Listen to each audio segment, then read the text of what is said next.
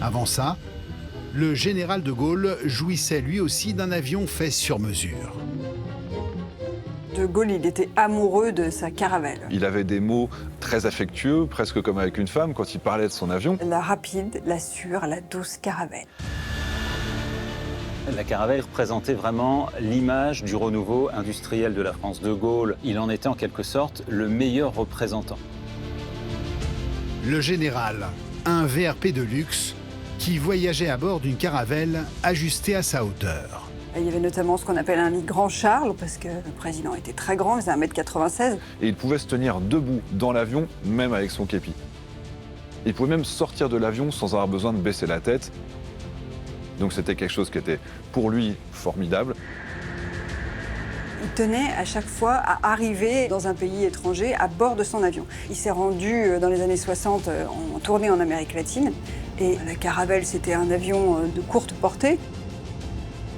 Le général de Gaulle laissait la Caravelle prendre un petit peu d'avance pour faire des escales avec l'Islande, avec le Groenland, avec les États-Unis.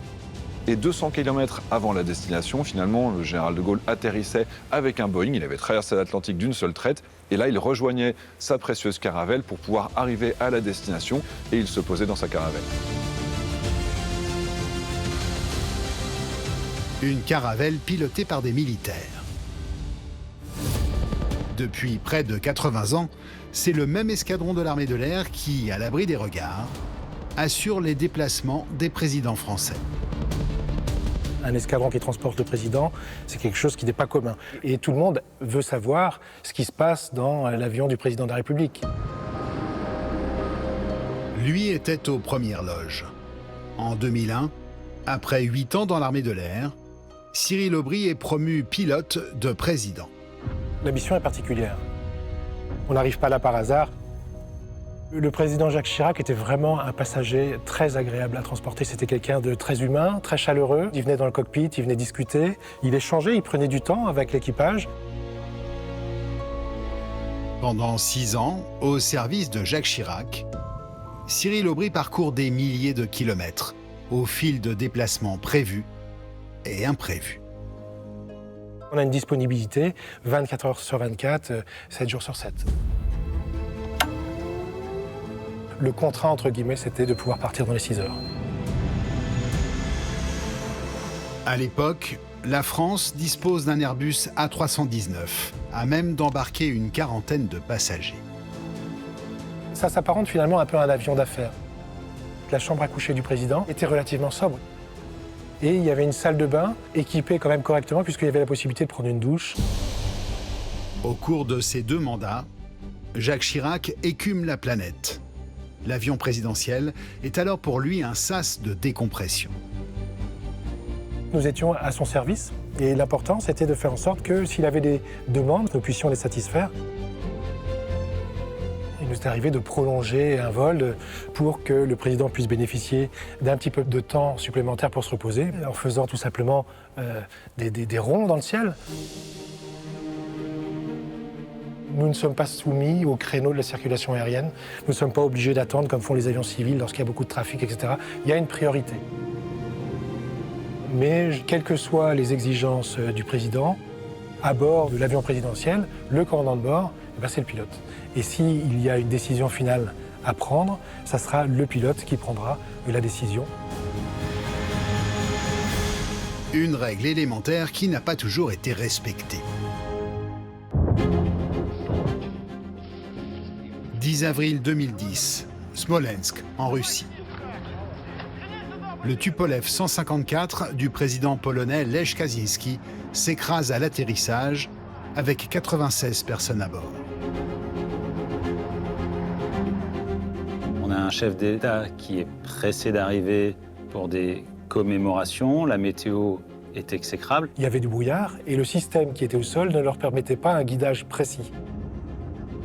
Un pilote extérieur en situation normale aurait certainement fait le choix de se dérouter vers un autre aéroport. Sauf que dans l'avion, c'est pas n'importe qui.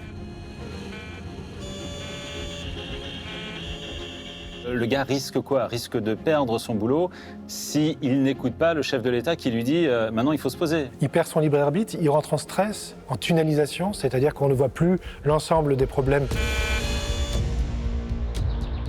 Ils ont directement tapé dans le sol, hors de la piste, sans visibilité, et la totalité des passagers sont morts.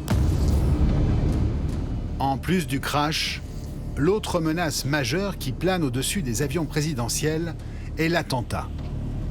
Particulièrement depuis le 6 avril 1994, le jour où tout un pays a basculé dans l'horreur. On a le président du Rwanda qui est en train de revenir d'une conférence internationale. Il est en approche sur l'aéroport de Kigali.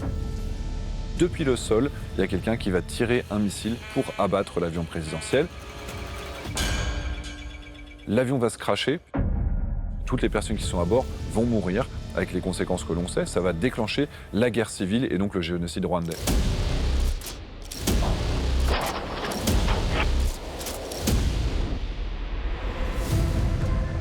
En temps de guerre, les avions présidentiels sont des cibles de choix. Depuis le 24 février 2022, date de l'invasion de l'Ukraine, Vladimir Poutine se fait plus rare à bord de son Ilyushin 96.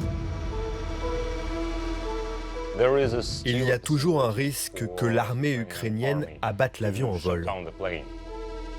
Désormais, quand Vladimir Poutine embarque pour un voyage présidentiel, son service de sécurité prend soin de brouiller les pistes. Ils prennent un gars qui ressemble plus ou moins à Vladimir Poutine. Ils le font monter dans un des avions présidentiels et l'avion s'envole dans une direction.